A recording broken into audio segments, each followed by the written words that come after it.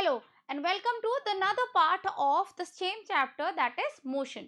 तो हमने previous part में इस चैप्टर के डिस्कस किया था reflection. So now what we will discuss in this chapter is refraction. Okay, तो रिफ्रैक्शन क्या होता है और रिफ्रैक्शन रिफ्लेक्शन से डिफरेंट क्यों होता है और इन दोनों में अंतर क्या है. अब हम जब रिफ्रैक्शन को जान लेंगे we'll get to know about the idea. So let's read what is refraction. क्या होता है रिफ्रैक्शन में. अगर हम अकॉर्डिंग टू द स्टेटमेंट जाए तो it is bending of light. Okay, तो लाइट बेंड हो रही है. Bending of light when it travels obliquely from one media to another media. यहाँ बहुत बड़ी गौर करने वाली चीज है. When I was explaining reflection to you, what did I say? I said there is light comes and strike a surface and then it bounces back, reflect हो जाता है. तो क्या वो उसके अंदर जा रहा है? क्या वो किसी और मीडियम में जा रहा है? नहीं, वो तो दोबारा एयर वाले मीडियम में आ रहा है. जब रिफ्लेक्शन का फिनोमेना होता है तो सेम मीडियम में ही आता है लाइट, किसी दूसरे मीडियम में नहीं जाता. तो लाइट अगर एयर से आई तो लाइट एयर में ही वापस जाती है, किसी और मीडियम के अंदर नहीं. बट रिफ्रैक्शन थोड़ा डिफरेंट है. रिफ्रैक्शन में क्या होता है कि लाइट आई और उस मीडियम के थ्रू एंड थ्रू पार होकर के गई. तो लाइट एयर से गई, अगर ये मेरा ग्लास है तो यहाँ से निकल के फिर यहाँ जाएगी, तो लाइट को ग्लास के अंदर घुसना पड़ेगा. तो हो गया ना मीडियम चेंज. ओके, नाउ अब आप सोचो कि कौन सी ऐसी चीज है जिसके अंदर से लाइट मीडिया ट्रैवल करके जा सकती है. Very good, they are all my transparent और माई ट्रांसल्यूसेंट ऑब्जेक्ट्स. क्लियर. चलिए अब हम देखते हैं कि अगर लाइट किसी एक मीडिया से दूसरे मीडिया के अंदर जा रही है तो क्या ऐसे ही चली जाती है या कोई रूल भी फॉलो करती है. लेट्स सपोज अगर मैं किसी खुले जगह से जा रही हूँ, आराम से स्पीड में जाऊंगी. क्लियर. मेरे रोड में कोई ट्रैफिक नहीं है, मैं आराम से गाड़ी दौड़ाऊंगी. बट अगर बहुत ज्यादा ट्रैफिक हो, डेंस ट्रैफिक हो, तो क्या मैं अपनी गाड़ी उतनी तेज भगा सकूंगी? No, of course not, because there are lot many cars over there and the density of the car is high. So what happens, light भी ना इसी तरह का फंडा यूज करता है. कैसे कि अगर लाइट को कम डेंसिटी वाली जगह मिले तब तो वो स्पीड आराम से आता है, एकदम तेज आता है. लेकिन अगर लाइट को डेंसिटी ज्यादा वाली जगह मिली, यानी डेंसर मीडियम मिला, तो लाइट को चेंजेस करता है. कैसे करता है, क्या करता है, लेट्स रीड. ओके, नाउ जब मेरा लाइट डेंसर मीडिया से रेयरर मीडिया की तरह जाता है, डेंस था पहले अब रेयरर यानी अब खुले में आ गया, तो क्या करता है, लाइट बेंड होता है. कहाँ पे?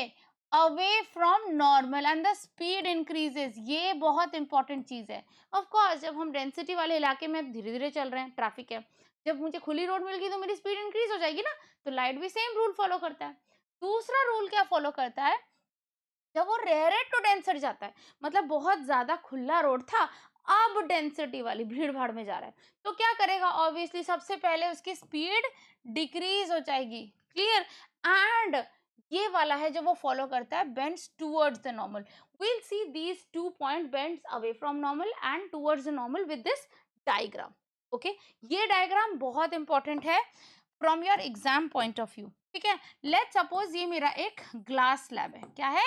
Glass slab. और ये मेरा एयर है और ये भी मेरा एयर है. क्लियर. ओके, जब मैं देखती हूं तो मैं क्या करती हूँ, मेरा एक लाइट वेव जो है वो यहां से ट्रेवल होके आ रहा है. क्लियर. फाइन. जब ये लाइट आया, ठीक है, तो ऑब्वियसली जब मैंने रिफ्लेक्शन पढ़ा था तभी मैंने आपको बताया था कि एक नॉर्मल ड्रॉ करना बहुत ज्यादा जरूरी है मेरे लिए. ठीक है, तो मैंने एक नॉर्मल ड्रॉ किया which is this, perpendicular to the surface. So this is my normal.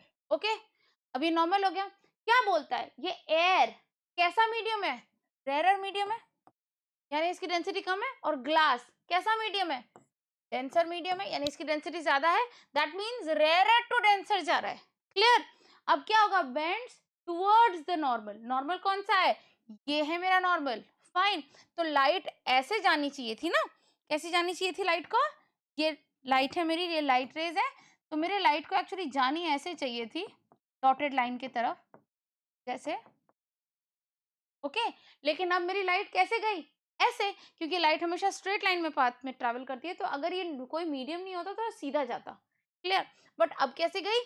थोड़ा towards the normal, towards the normal ये बेंड हो गई। समझ आई बात? फिर से समझो, ठीक है? ये लाइट रे है मेरी, ये आ रही है, ठीक है? ये एयर से आ रही है, यानी कि वो रेयरर मीडियम है।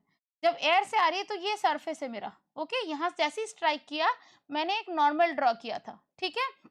तो लाइट को जाना तो इधर था, ठीक है? बट लाइट गई कहाँ? यहाँ से। क्यों गई? क्योंकि वो टुवर्ड्स द नॉर्मल बेंड हो जाएगी, क्योंकि ये डेंसर मीडिया है। According to the law which light follows, जब रेयरर टू डेंसर जाता है तो टुवर्ड्स द नॉर्मल, ठीक है ना? नॉर्मल के टुवर्ड्स वो बिहेव करता है, ओके?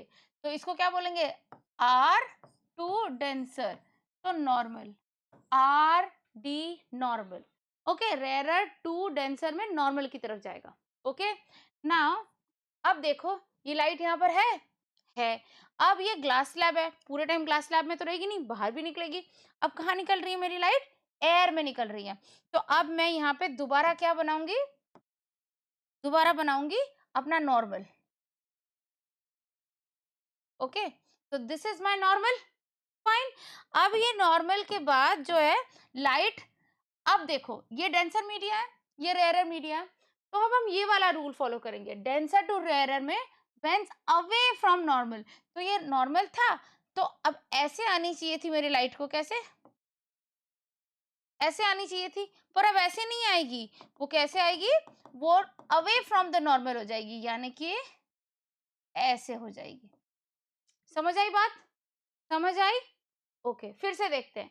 जब डेंसर टू रेयरर, ये डेंसर था, ये एयर जो है वो रेयरर है, डेंसर टू रेयरर में आ रही है, लॉ क्या फॉलो होगा कि नॉर्मल से अवे जाएगा, ठीक है ना? तो डेंसर टू रेयरर में जाएगा नॉर्मल के away, away from normal, okay? तो जब ये अवे फ्रॉम नॉर्मल जाएगा तो ये सीधा यहाँ से निकलने के बजाय वो और दूर चला जाएगा। Is this clear? ओके, ना अब क्या होगा? ये देखिए, जब अगर मेरी लाइट नॉर्मली आती, ठीक है ना, अगर मेरी लाइट स्लैब के अंदर ना घुसती, जो ग्लास स्लैब है, तो नॉर्मली आती तो मेरी लाइट इधर डायरेक्शन में जाती। लेकिन क्योंकि नॉर्मल नहीं जा करके वो ग्लास स्लैब के अंदर घुसी है, इसका मतलब उसका थोड़ा सा बेंड हो गया। जब ये बेंड मैंने देखा, तो मैंने देखा कि मेरा जो पाथ ऑफ लाइट था और मेरा जो पाथ ऑफ लाइट हुआ, उसमें एक डिफरेंस है ना? डिफरेंस, तो उसको बोलते हैं लेटरल, लेटरल इन्वर्जन, ठीक है? तो क्यों? क्योंकि ये जो लाइट, अब आप लोगों ने बहुत बार देखा होगा कि हमने कोई लिक्विड दिया, उसके अंदर चम्मच डुबा दिया, तो हमारा चम्मच थोड़ा सा तो बेंड टाइप का दिखता है, नॉर्मल सीधा नहीं दिखता। क्यों? क्योंकि वो लिटरली थोड़ा सा हट जाता है, तो इस डिस्टेंस, इतने से डिस्टेंस में वो बेंडिंग दिखेगी। क्लियर? अच्छा, जब हमारा ये सारा क्लियर हो गया, तो हम जैसे रिफ्लेक्शन के दो लॉज पढ़ते थे, रिफ्रैक्शन के भी दो लॉज पढ़ेंगे। उसमें से एक लॉ जो है वो वैसा ही है जैसा हमारा रिफ्लेक्शन का था। क्या है law? Law of refraction says incident ray, refracted ray और normal, they all lie in the same plane. जो मैंने लास्ट टाइम भी समझाया था, ये मेरा इंसिडेंट रे है, ये मेरा रिफ्रैक्टेड रे है, ठीक है, और ये मेरा नॉर्मल रे है। ये सारे के सारे एक ही प्लेन में लाई करेंगे। क्लियर? अब हम यहां से ये भी देख लेते हैं, ये मेरा इंसिडेंट एंगल है, ये मेरा एंगल ऑफ रिफ्रैक्शन है। Clear? Clear?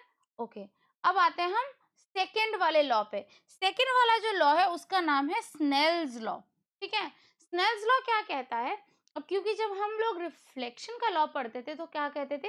Angle of reflection is equal to angle of incidence, कि वो ऐसे जाता था और हम नॉर्मल से उसको मेजर करते थे, दोनों इक्वल आते थे।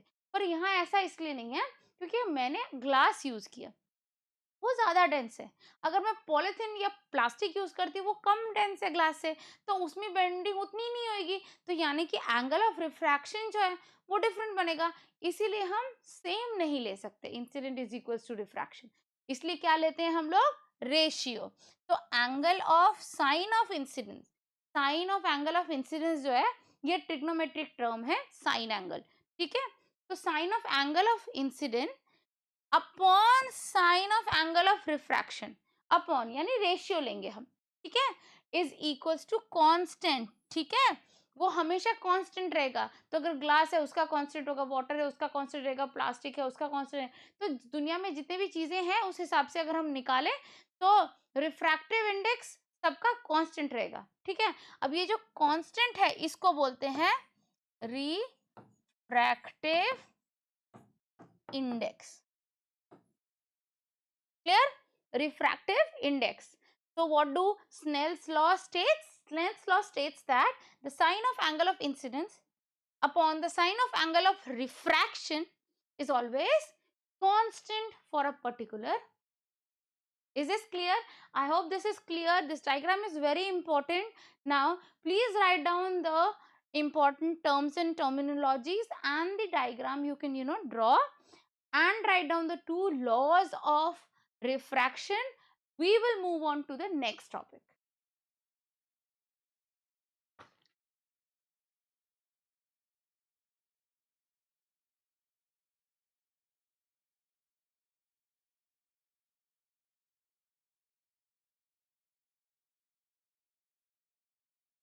Alright, I hope you have written down all the terms. Now हमने ये सारा जान लिया कि हमारा रिफ्रैक्शन क्या होता है, रेयर टू डेंसर में क्या होता है, डेंसर टू रेयर में क्या होता है। जब रेयर टू डेंसर में जाता है तो हमने देखा कि लेटरल डिस्पर्शन भी होता है, फाइन। तो अब हम देखेंगे कि ये लेटरल डिस्पर्शन जो हो रहा है that is because of the change in media, fine. और चेंज इन मीडिया का हमने देखा कि स्नेल्स लॉ ये बताता है कि refraction sine of angle of incidence upon the sine of angle of refraction is always constant, जिसको हम रिफ्रैक्टिव इंडेक्स कहते हैं, क्लियर। तो रिफ्रैक्टिव इंडेक्स जो हमने बोला, रिफ्रैक्टिव इंडेक्स एक्चुअली होता क्या है, ओके। तो रिफ्रैक्टिव इंडेक्स कुछ नहीं होता, क्या होता है कि जब हमारा लाइट जो है किसी एक मीडियम से दूसरे मीडियम के अंदर जा रहा है, ठीक है, वो कितना बेंड होगा, how much it will bend when it is going from one media to another media, ठीक है। इट इज इररिलेवेंट कि वो डेंसर से रेयर जा रहा है या डेंसर से रेयर से डेंसर जा रहा है।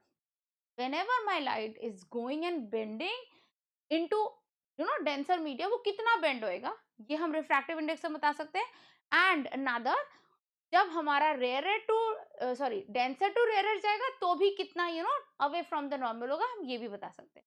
तो refractive index is how much your light is actually getting bend when it is moving from one media to another. और ये रिफ्रैक्टिव इंडेक्स जो होता है वो फिक्स होता है। आप किसी भी मैटर का रिफ्रैक्टिव इंडेक्स निकाल सकते हो अगर आपको पता हो स्पीड ऑफ लाइट। कैसे, देखते हैं।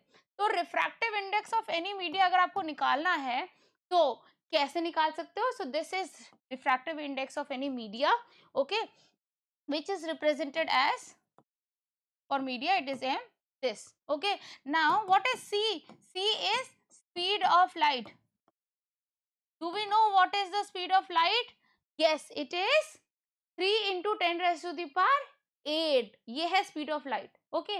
और ये है हमारा speed of light in the media जिससे हम कैलकुलेट करना चाहते हैं, ठीक है। Speed of light in that media, देखो मैं एम से लिखती हूँ। चाहे ग्लास का करना है तो मुझे ग्लास का पता होना चाहिए स्पीड ऑफ लाइट कितना है, अगर मुझे प्लास्टिक का करना है तो प्लास्टिक में, मुझे वाटर का करना है तो मुझे वाटर में, हनी में, ऑयल में, किसी का भी speed of light in that medium मुझे पता होना चाहिए। तो मैं अगर जानती हूँ कि मेरा स्पीड ऑफ लाइट कितना है विच इज 3 into 10⁸, और अगर मुझे पता है कि उस लाइट का स्पीड उस मीडिया में कितना है, then I will be able to find out the refractive index of that media, clear, कि कितनी बेंडिंग होएगी, क्लियर, ओके। तो ऐसे ही हम लोगों के पास सारा डेटा भी है कि कितना कितना क्या क्या रिफ्रैक्टिव इंडेक्सेस हैं सबके, और जिनका नहीं है अगर आपको कैलकुलेट करने के लिए दिया है तो आप सीधा लगाओगे, आपको स्पीड ऑफ लाइट पता ही होगा, आपको speed of that media of light in that media दिया रहेगा, आप डिवाइड करो, रिफ्रैक्टिव इंडेक्स निकाल लो, इजी, ओके। अब हम आते हैं रिफ्रैक्टिव इंडेक्स को जब हम कंपेयर करेंगे, जैसे मैंने आपको डायग्राम दिया था कि हमारा एक ग्लास स्लैब था, ओके, ये एयर था, यहाँ से मेरा एक लाइट आ रही है, ये मेरा नॉर्मल है, और ये अवे फ्रॉम द नॉर्मल ना जाके टूवर्ड्स द नॉर्मल होगा, क्योंकि ग्लास है, दिस इज माय ग्लास, ऐसा ही हुआ था ना कुछ। ओके, अब क्या हो रहा है यहाँ पर, ये वाला जो एंगल है वो होगा एंगल ऑफ इंसिडेंस और ये होगा एंगल ऑफ रिफ्रैक्शन। फाइन। तो अब अगर हमें refractive index of medium 2 with respect to medium 1 निकालना है, ये मेरा मीडियम 2 है, ये मेरा मीडियम 1 है, ठीक है, क्या है, मीडियम 2 मीडियम 1, 1 से 2 में जा रहा है लाइट। ओके, तो अगर मुझे रिफ्रैक्टिव इंडेक्स ऑफ मीडियम 2 निकालना है विथ रिस्पेक्ट टू मीडियम 1, क्योंकि यहीं से तो ट्रैवल होके आई, तो मैं क्या लिखूंगी, my refractive index, which is denoted by n, refractive index of 2 with respect to 1, fine, is equals to पहले speed of light कितनी थी और अब speed of light कितनी है। क्लियर? तो क्या, speed of light in the first media upon the speed of light in the second media. Is it clear? Is it clear? So this is the formula by which you can find the refractive change in the refractive index of, you know, different media, and you can calculate by using the speed of light. तो क्या बोलते हैं हम लोग, हम हमेशा ये बोलते हैं कि जब हमारा कोई भी रिफ्रैक्टिव इंडेक्स होता है, ठीक है, तो रिफ्रैक्टिव इंडेक्स जो होता है वो स्पीड ऑफ लाइट के हमेशा इन्वर्सली प्रोपोर्शनल होता है। क्यों? क्योंकि जितना ज्यादा डेंसर मीडिया होगा उतनी उसकी रिफ्रैक्टिव इंडेक्स होगी और स्पीड ऑफ लाइट उतनी कम हो जाएगी। तो दिस इज वेरी इंपॉर्टेंट कि स्पीड ऑफ लाइट जो है वो कम हो जाएगी अगर रिफ्रैक्टिव इंडेक्स ज्यादा हो जाएगा, तो स्पीड ऑफ लाइट कम हो जाती है। क्लियर हो गया? अब ये जानने के बाद हम जो नेक्स्ट टॉपिक में बढ़ेंगे आगे, जैसे हम लोगों ने रिफ्लेक्शन और उसके लॉज वगैरह जानने के बाद आगे बढ़े थे कि अब हमारे पास प्लेन मिरर है, स्फेरिकल मिरर्स हैं और हम उनमें रे डायग्राम्स ने बना के देखा how it is working, how the formula phenomena of reflection is working. अब हम लोगों को अगर रिफ्रैक्शन देखना है तो हम लोग लेते हैं लेंसेस। तो now let's move on to the next topic which is lenses. Okay, now what is happening here is हमारे पास वही दो तरह के लेंस होंगे, जैसे हमारे पास दो तरह के मिरर्स थे ना, स्फेरिकल मिरर, प्लेन मिरर की बात नहीं करते हैं, स्फेरिकल मिरर हमारे पास दो थे, ठीक है, वैसे ही लेंस भी हमारे पास दो तरह के होंगे। क्या क्या? एक कन्वेक्स लेंस और दूसरा कनकेव लेंस, ठीक है, कनकेव लेंस। तो एक कन्वेक्स लेंस होगा और एक कनकेव लेंस होगा। क्लियर? क्लियर? तो अब ये क्या क्या होगा, कैसे कैसे होगा, क्या इसका बेंडिंग होगी या किस तरह से होगी, और हम लोग लेंसेज को एक्चुअली रिफ्रैक्शन में इसलिए पढ़ते हैं क्योंकि लेंस हमारा होता है। अब मैं आपको थोड़ा सा ब्रीफिंग दे देती हूँ कि लेंस कैसे बनता है। जब मैंने मिरर बताया था तो क्या बनाया था कि एक स्फेरिकल गोल, ठीक है, उसमें से अगर इतना पोर्शन काट लो, ठीक है, और इस पोर्शन को अगर आपने कोटिंग कर दी तो ये हो गया आपका रिफ्लेक्टिंग सरफेस। तो ऐसे आता था, लाइट आई और ऐसे गई। क्लियर? ऐसे ही होता था। तो अगर हम लोगों ने इस वाले पोर्शन को कोटिंग कर दी तो ये मेरा मिरर है, ये मेरा रिफ्लेक्टिंग सरफेस है, तो ये आया, ऐसे आया और इधर ये मेरा कन्वर्जिंग मिरर हो जाता था, ठीक है, तो ये मेरा कन्वेक्स होता था, ये मेरा कनकेव होता था। अब क्या हो रहा है, अब ये चीज नहीं है, अब है लेंस। तो लेंस कैसे होता है, अगर मेरे पास कोई स्फेरिकल गोल सब्सटेंस है ग्लास का, मैंने ये पोर्शन काटा और ये पोर्शन काटा, इन दोनों को मैंने जोड़ दिया, कैसे, इसका ये और इसका ये, तो देखो दोनों सरफेसेस कैसे हो गए, वैक्सिंग्स ना, ऐसे उभरा हुआ, तो इसको बोल देते हैं वैक्सिंग सरफेस है, इसीलिए कॉन्वेक्स। क्लियर? अगर मैं यही चीज उल्टी तरह से जोड़ दूं, ऐसे, मतलब ये वाला चीज, ये फर्स्ट वाले को मैं ऐसे लूं और सेकेंड वाले को मैं ऐसे लूं और बीच में इन दोनों को जोड़ दूं, ठीक है, तो ये कैसा होगा, केव सरफेस होगा, ये भी केव सरफेस होगा, तो ये केव हो गया, तो ये कॉनकेव मिरर होगा। क्लियर? क्लियर? तो अब हम आगे देखेंगे कि हमारे कॉनकेव मिरर में और कॉन्वेक्स मिरर में किस किस तरह से रे डायग्राम बनते हैं। पर उससे पहले हमें ये समझना पड़ेगा कि हम लोग रिफ्रैक्शन के अंडर में ये लेंस क्यों ले रहे हैं। समझते हैं, ये कैसा लेंस है मेरा, कॉन्वेक्स लेंस, मैंने बताया था अभी। तो जैसे ही लाइट इस लेंस के अंदर आई, जैसे इसमें आई, तो ये इसके अंदर से जाएगी ना, क्योंकि ये किसका बना होता है, ये तो ग्लास का बना होता है, तो यानी कि वो लाइट उसके अंदर जाएगी। क्लियर? तो यानी कि यहाँ से अंदर गई, लाइट आई और अंदर जा गई। अब अंदर गई क्योंकि ये लाइट है और ये ग्लास के अंदर जा रही है, तो क्या है ग्लास? Denser media. तो क्या होगा? टुवर्ड्स द नॉर्मल बेंड होएगा, राइट? तो नॉर्मल जब बेंड होएगा टुवर्ड्स द नॉर्मल, तो ये इस तरह से बेंड होने लगेगा, बेंड होकर के जाएगा। ये नॉर्मल है, स्ट्रेट जाएगा, ये बेंड होगा इस तरफ, ये बेंड होगा इस तरफ, तो एक जगह पे ना कन्वर्ज हो जाएगा, ठीक है ना? उस इसीलिए इसको बोलते हैं कन्वर्जिंग इन नेचर, जबकि मिरर में उल्टा था, कन्वेक्स लेंस डाइवर्जिंग था। क्लियर? अब यहाँ देखते हैं कनकेव लेंस का, तो इस तरह से है। अब ये ऐसे है, जब ये यहाँ से निकलेगा ना, तो ये ऐसे जा रही है, ठीक है, और ये इधर से इस तरह से निकलेगा।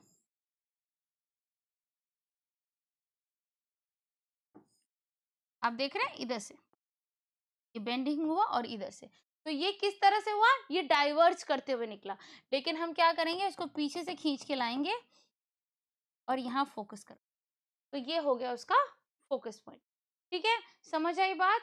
नाउ अब इसमें भी कैसे कैसे रे डायग्राम बनेंगे, डिफरेंट टाइप्स में, डिफरेंट पोजीशन में, वो कैसे बनेंगे, क्या क्या होंगे, will do it in the next slide. So copy down all these information in your notebook and then we'll move on to the next topic.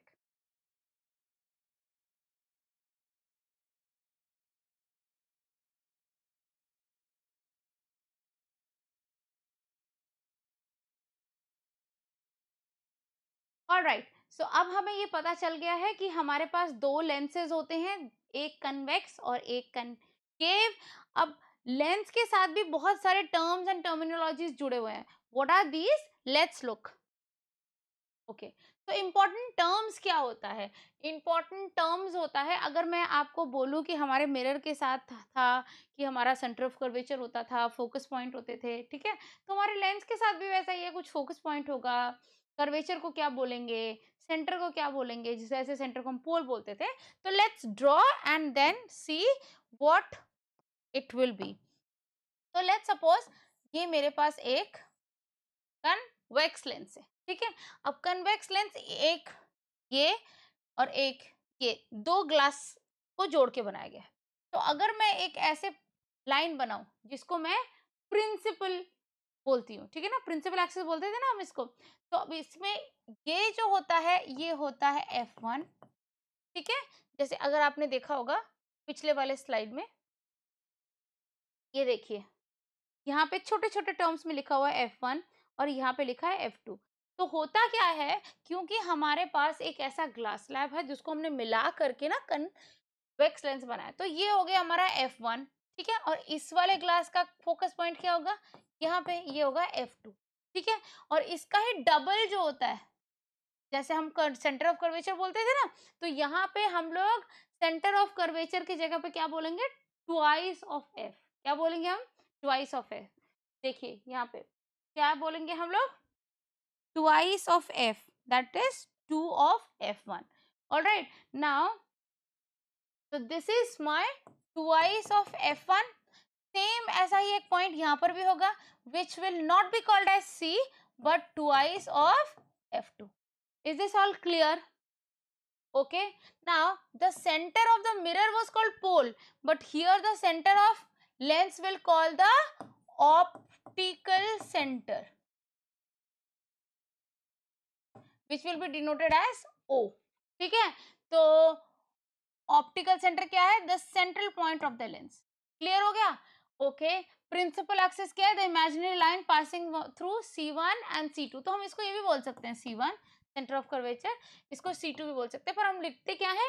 2F1 और ट्वाइस ऑफ F2, क्योंकि जितना ये लेंथ है उतना ही ये लेंथ है, ठीक है। तो ट्वाइस ऑफ F1, ओके, और twice of F2। Okay, now अब क्या होता है? एपर्चर। एपर्चर क्या है? The effective diameter of the spherical outline of the lens. क्या होता है aperture? The aperture is the effective diameter, ठीक है, of the central outline, circular outline of the spherical lens, ठीक है। अब प्रिंसिपल फोकस क्या होता है? Principal focus at which all the parallel ray of light converges in a convex lens and diverges and comes and meet, you know, appears to meet in a concave lens. अब देखो ये मेरा convex lens है, तो यहाँ से सारी light गई, ऐसे मैंने पिछले डायग्राम में दिखाया था ना, गई और बेंड हुई और जाके यहाँ पे जाके मिल रही है ना, ठीक है। तो ये वाला पॉइंट होगा मेरा प्रिंसिपल फोकस। देखिए हुआ था इस डायग्राम में, सारी लाइन आ रही थी पैरेलल और यहाँ पे आके मिल रही थी, और इसमें क्या हो रहा था, सारी लाइन आ रही थी और डाइवर्ज हो रही थी, तो मुझे मिलाना पड़ रहा था, तो ये होगा मेरा फोकस पॉइंट। क्लियर है? तो यहाँ पे बोल रहे हैं फोकस पॉइंट क्या होता है, प्रिंसिपल फोकस, कि सारी पैरेलल रेज जो है जहाँ पे आके मिलेगी। तो in case of convex lens it is F2, in case of concave lens it is F1। Now आते हैं साइन कन्वेंशन में। साइन कन्वेंशन सेम होता है as we follow for lenses that is used for the spherical mirror, except that all the distances are measured from the optical center of the lens. हम पोल से नापते थे ना, अब हम कहाँ से नापेंगे, ऑप्टिकल। क्लियर है बात? Please write down all these things and then we'll move on to the next.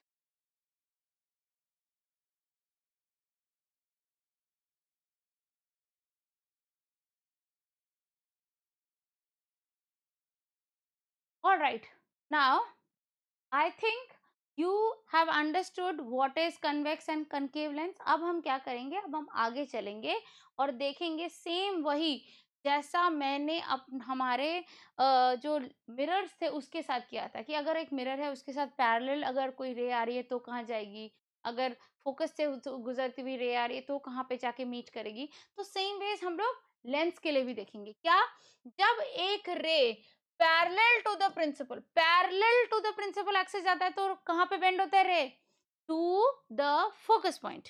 Fine, तो ये पैरेलल टू रे, पैरेलल आई मेरे, ठीक है। Convex lens, very good, convex lens है ये।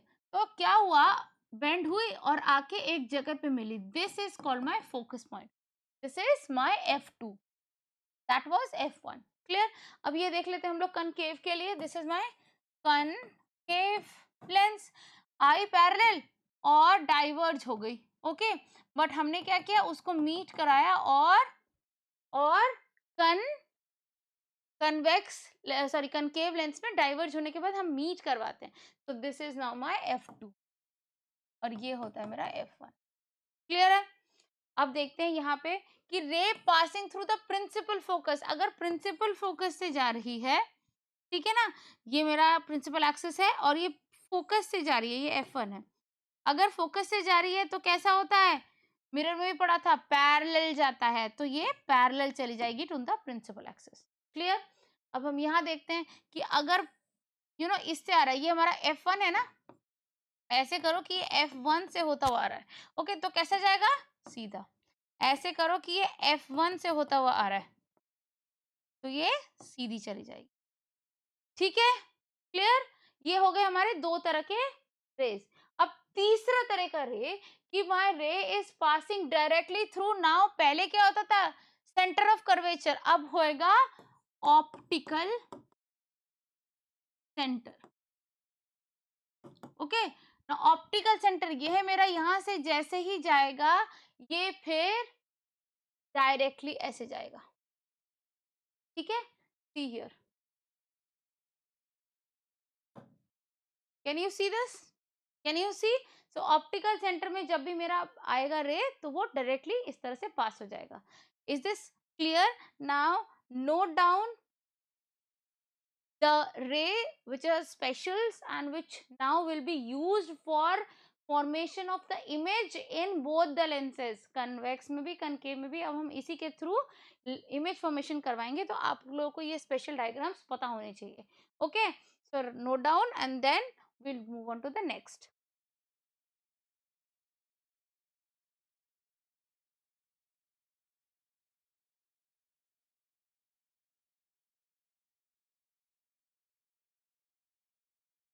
All right, I hope आप लोगों ने ये सारा ड्रॉ कर लिया होगा।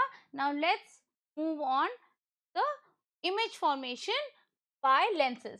अब हमारे पास दो तरह के लेंसेज है, जो हम पहला लेंस देखेंगे इमेज फॉर्मेशन में वो है कन्वेक्स लेंस। और कन्वेक्स लेंस बिल्कुल वैसा ही है जैसा हम लोगों ने मिरर का देखा था, मिरर में भी जब हम कनकेव मिरर कर रहे थे बिल्कुल एग्जैक्टली वैसा ही होगा कन्वेक्स लेंस में। कि हमारे पास 6 तरह के लेंसेज के डायग्राम होंगे, किस किस तरह से कैसे कैसे पोजीशन रखेंगे तो कैसे कैसे वो इमेज फॉर्म करेगा। इन्फिनिटी में रखेंगे तो कहाँ बनेगा, इन बियॉन्ड कर्वेचर, जैसे बियॉन्ड 2f रखेंगे तो क्या होगा। तो सेम एग्जैक्टली उसी तरीके से हम लोग रखेंगे और देखेंगे कि कैसा होगा। चलिए फर्स्ट में क्या हो रहा है कि अगर हमारा कोई भी इमेज जो है ना वो इन्फिनिटी पे है, अगर इन्फिनिटी पे है तो रेस पैरेलल होगा। अगर हम ये C1 लेते हैं, इसको हम 2 ऑफ F1 भी ले सकते हैं, ठीक है ना। तो जैसे ही आ रही है तो मेरा ये बेंड होके कहाँ पे आएगा, F2 पे। तो इमेज कहाँ बनी मेरी, फोकस 2 पे। तो अगर इन्फिनिटी पे रही तो फिर इमेज कहाँ बनेगी, फोकस पे। फोकस मतलब F2। क्लियर हो गई। Okay, next diagram. ये बिल्कुल एग्जैक्टली हमारा मिरर जैसा है, एग्जैक्टली कुछ नहीं करना है आपको, कोई चेंजेस नहीं करना है, बस आपके ऑब्जेक्ट को आगे आगे सरकाना है। तो अब हमने नेक्स्ट मिरर में कहा रखी थी कि इन्फिनिटी और जो सेंटर ऑफ कर्वेचर है उसके बीच में, तो यानी सेंटर ऑफ कर्वेचर मतलब ट्वाइस ऑफ F1 मेरा। तो मैंने यहाँ पे अपना इमेज रखा है, ऑब्जेक्ट रखा है सॉरी। एक रे आई मेरी डायरेक्ट ऑप्टिकल सेंटर से, क्या बताया था मैंने, डायरेक्ट ऑप्टिकल सेंटर से आएगी तो सीधी पास होगी, और एक रे पैरेलल जा रही है, पैरेलल जा रही है तो फोकस से आएगी। क्लियर। तो फोकस से आई अगर, तो रिफ्रैक्शन के कारण यहाँ पे बन गई मेरी इमेज। कहाँ बनी, F2 और C2 यानी कि ट्वाइस ऑफ F2 के बीच में बनी। ठीक है। तो अगर ये बियॉन्ड C1 रखी है यानी बियॉन्ड 2F1 रखी है तो कहाँ पे बनेगी मेरी इमेज, F2 एंड C2 के बीच में बनेगी। क्लियर हो गया। क्लियर। अब हम आते हैं कि अगर मेरा जो इमेज है वो C1 यानी कि ट्वाइस ऑफ F1 में ही रखा है, तो क्या बताया था मैंने, अगर ये C पे रखा होता तो C पे ही बनता है ना। तो कहाँ बनेगी, लेकिन उस तरफ C पे। कैसे, एक ऑप्टिकल सेंटर से पास करवाया आपने तो वो वैसे ही पास होगी, फिर एक पैरेलल गया और बेंड होके F2 से ऐसे गया। तो कहाँ पे बन रही है, देखो इमेज, इमेज बन रही है मेरी C2 पे। तो अगर C1 पे अगर इमेज रखा, ऑब्जेक्ट रखा है तो कहाँ बनेगी, C2 पे। क्लियर हो गया। नेक्स्ट आ जाओ कि अगर ऑब्जेक्ट C1 और F1 के बीच में रखी है, ठीक है, तो C1 और F1 के बीच में रखा तो सेम वही फॉलो करेगा। एक हम लोग ऑप्टिकल सेंटर के थ्रू पास करा रहे हैं जो कि सीधी जाएगी, फिर एक पैरेलल जाएगी और वो बेंड होके निकलेगी F1 से, और इस तरह से। तो अब मेरी इमेज कहाँ बन रही है, देखो ये C2 था, C2 के बियॉन्ड। तो अगर मैं C1 और F1 के बीच में रखती हूँ तो मेरा बियॉन्ड C2 इमेज बनता है। क्लियर। आज जाते हैं हम लोग फिफ्थ वाले में। तो this was second, this was third and this was fourth. Okay, now let's come to the fifth one. Fifth में क्या होता है कि मैंने F1 पे अपनी इमेज रखी। याद करो, जब मैं फोकस पे अपनी इमेज रखती थी तो मेरी इमेज ऑब्जेक्ट रहती थी, तो इमेज कहाँ बनती थी, इन्फिनिटी पे। सेम वही होगा, ऑप्टिकल सेंटर से निकलेगा, एक पैरेलल जाकर फोकस F2 से निकलेगा। कैसे बन रही है रेस, पैरेलल यानी इन्फिनिटी पे। तो अगर एट F1 मैंने रखा तो इमेज बनेगी इन्फिनिटी पे। क्लियर। ओके, अब हम लोग देखते हैं कि अगर मैंने अपना जो ऑब्जेक्ट है उसको मैंने F1 और ऑप्टिकल सेंटर के बीच में रखा है, इतना पास, तो क्या होगा, एक ऑप्टिकल सेंटर से जाएगा और एक ऐसे जाएगा और फोकस 2 से पास होके इस तरह से जाएगा कि वो ऐसे जाए। ठीक है, इंटरसेक्ट ही ना हो, लेकिन हम उसको पीछे खींच के लाएंगे और इंटरसेक्ट कराएंगे। तो ये बनेगा, image will be formed at between C1 and F1। Clear हो गई। और क्योंकि ये उस तरफ जाके बनेगा और सीधा बनेगा, इसीलिए ये बनेगा virtual and erect. Clear. Same वही प्रोसेस है जैसा हमारा कन्वेक्स में है, वैसे ही हमारा कनकेव मिरर में था। ठीक है, note down all the diagrams and then we'll move on to what we will do for concave lens. Okay.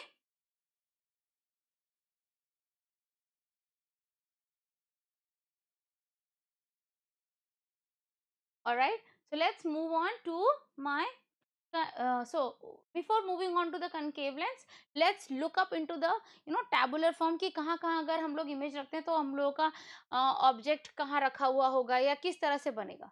ठीक है, तो हम लोग अगर इन्फिनिटी पे रखते हैं कोई भी ऑब्जेक्ट को तो वो कहाँ बनता है, एट F2 में, और हाईली डिमिनिश होता है और वो रियल होता है। क्लियर। सेम वही चार्ट है जैसा आपका मिरर में था, कनकेव मिरर में। बियॉन्ड सी रखते हैं तो F2 और C2 के बीच में बनेगा, डिमिनिश बनेगा बट रियल बनेगा। C1 पे रखते हैं तो C2 पे बनेगा, सेम साइज बनेगा लेकिन रियल और इन्वर्टेड बनेगा। बिटवीन F1 और C1 रखते हैं तो थोड़ा और आगे गया, यानी थोड़ा और उस तरफ आगे जाएगा, तो बियॉन्ड C2 बनेगा, एनलार्ज बनेगा, रियल और इन्वर्टेड। फिर अगर हम लोग फोकस पे रखते हैं तो ऑब्वियसली इन्फिनिटी पे बनना है, तो इन्फिनिटी पे बनेगा, इनफाइनेटली लार्ज बनेगा और रियल और इन्वर्टेड होगा। अब लास्टली आता है कि बिटवीन F1 और O, that is optical centre पे रखते हैं, तो क्या होगा, same side of the lens बनेगा, जिस तरफ हमारा ऑब्जेक्ट रखा है उसी तरफ इमेज बनेगा, लेकिन वो एनलार्ज होगा, पर गौर करने वाली बात कि वो वर्चुअल और इरेक्ट बनेगा। क्लियर है? Very good. This table is very important. Note down the table in a tabular form only, so that आप इस चीज को रिटेन रख सको। Alright,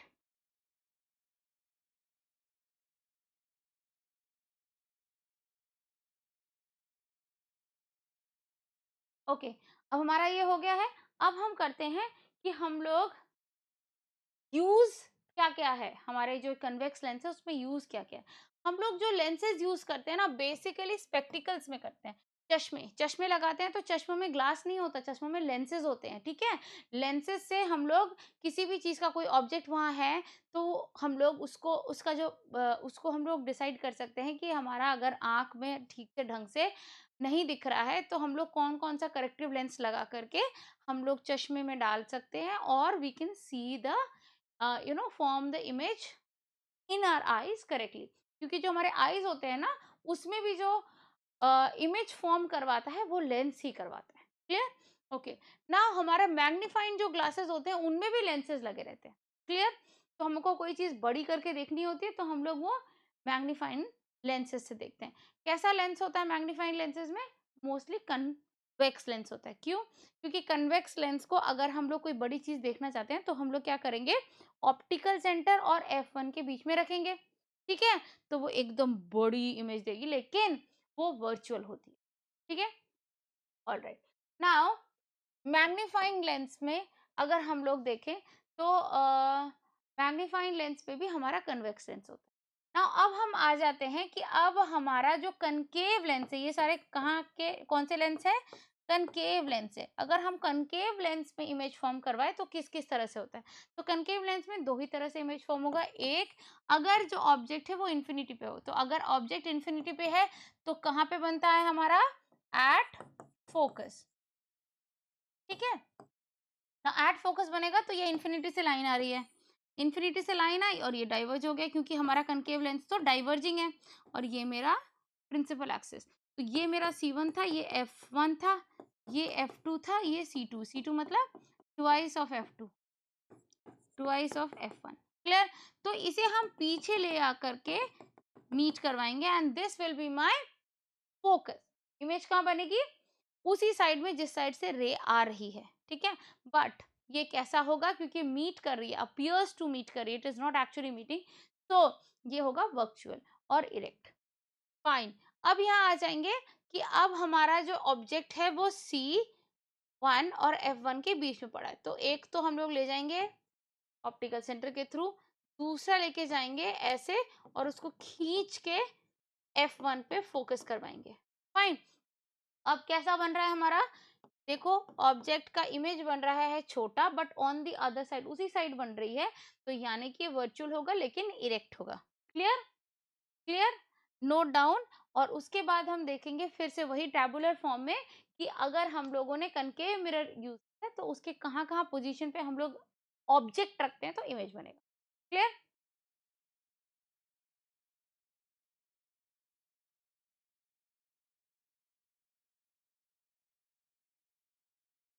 alright, note down. Now next is tabular form. Tabular form में हम लोग क्या देख रहे हैं कि अगर हमने इन्फिनिटी पे किसी कनकेव लेंस के इन्फिनिटी पे हम लोगों ने ऑब्जेक्ट रखा हुआ है तो वो एट फोकस F1 ही बनेगा, उसी साइड ही बनेगा, ठीक है। और हाईली डिमिनिश होगा, लेकिन वर्चुअल और इरेक्ट बनेगा। ये वर्चुअल और इरेक्ट ही इमेज बनाता है हमारा कनकेव। ओके, तो between F between sorry infinity और ऑप्टिकल सेंटर O के बीच में कहीं पर भी रखा है तो वो फोकस F1 और ऑप्टिकल सेंटर के बीचों बीच बनेगा और वो भी डिमिनिश्ड होगा, बट वो वर्चुअल और इरेक्ट होगा। क्लियर हो गया? नाउ अगर हम लोग ये देखते हैं तो हम लोग एक चीज नोटिस कर सकते हैं कि हमारा जो कनकेव लेंस है वो हमेशा वर्चुअल और इरेक्ट ही इमेज बनाता है। क्लियर? नाउ अब हम देखते हैं लेंस फॉर्मूला। लेंस फॉर्मूला कुछ भी नहीं है, जैसे हमारा मिरर फॉर्मूला था बिल्कुल वैसा। ठीक है, तो हम फोकल लेंथ तो जानते हैं, फोकल लेंथ मतलब ऑप्टिकल सेंटर से ओ से एफ की जो दूरी होती है, ये जो लेंथ होता है उसको बोलते हैं हम ऑप्टिकल सेंटर। तो it is the length between the optical centre and the focus point.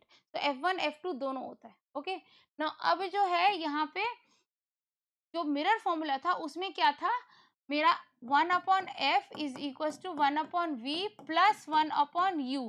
But क्या चेंज है सिर्फ इस लेंस फॉर्मूले में, चेंज है सिर्फ माइनस का।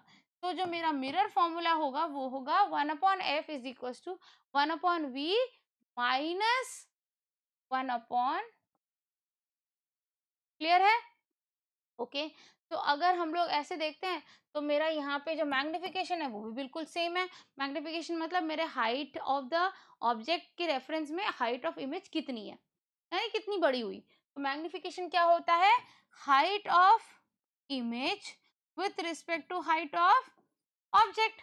उसको हम लोग, मैंने आपको पहले भी जब मिरर कराया था तब मैंने आपको बताया था कि क्योंकि जो ऑब्जेक्ट होता है उसका डिस्टेंस होता है u और जो इमेज फॉर्म होता है सेंटर से उसका डिस्टेंस होता है v। तो v इसलिए क्योंकि वो इमेज का डिस्टेंस बताता है, u इसलिए क्योंकि वो ऑब्जेक्ट का। लेकिन हम यहाँ पे माइनस साइन नहीं लगाते जो कि हम मिरर में लगाते थे। तो what is my magnification, I can write down height of image upon height of object or it would be v upon, clear? Okay, now एक चीज आती है जो कि होता है लेंस में और मिरर में नहीं, वो होता है पावर। पावर क्या होता है, power of a lens is, of a convex lens is it's converging ability, whereas the power of a concave lens is a diverging ability। मतलब कितनी पावर से, कितनी कितनी स्ट्रेंथ से वो कन्वर्ज कर सकता है और कितनी स्ट्रेंथ से वो डाइवर्ज कर सकता है। ठीक है, उसको हम बोलते हैं पावर। तो पावर क्या होता है, पावर का फॉर्मूला होता है 1/फोकल लेंथ। ठीक है, इन मीटर्स। तो power is inversely proportional to focal length, I can see. अगर पावर ज्यादा है तो फोकल लेंथ कम होगा। ठीक है, सो इसका फॉर्मूला क्या होता है, पावर इज 1/फोकल लेंथ। ठीक है, तो पावर इज 1/f। अगर किसी का पावर जो है वो 2 है तो फोकल लेंथ कितना हो जाएगा, फोकल लेंथ क्या कितना हो जाएगा, 1/f, नहीं सॉरी, अगर किसी का अगर फोकल लेंथ 2 है तो पावर कितना हो जाएगा, 1/2। ठीक है, सेम वेज हम कर सकते हैं कि अगर किसी का पावर जो है वो 2 है तो हम फोकल लेंथ निकाल सकते हैं विच विल बी, अगर किसी का पावर 2 है तो फोकल लेंथ कितना हो जाएगा,